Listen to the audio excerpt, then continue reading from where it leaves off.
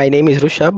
Sir, actually, my question is that how much importance is given to this English communication from interview, from placement point of view?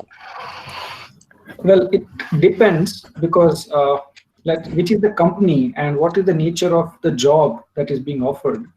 Let's say if it is a multinational company or a company in India, let's say there is a company in Bangalore, which is not an international company, but let's say Think and Learn is a very good example. It's an Indian company, but okay, somebody wants to join.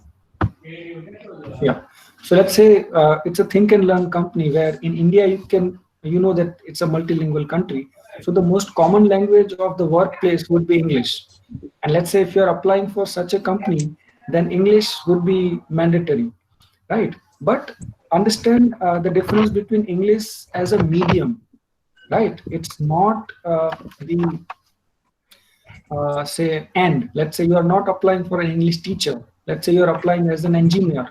Let's say you're applying as say a data analyst, right? So your technical knowledge has to be there, right? You cannot say that okay, I'm very good with my English, so I'll get selected. That is not going to work.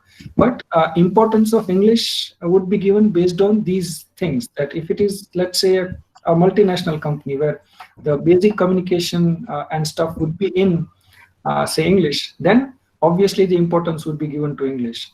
But you will have to take care of your domain knowledge. Domain knowledge could be commerce or engineering or law, whatever is your specialization. That has to be there. There is no second opinion about it. But let's say you want to work in Metoda GIDC, where the communication, your nature of job would be using only English, or sorry, only Gujarati or your native language only.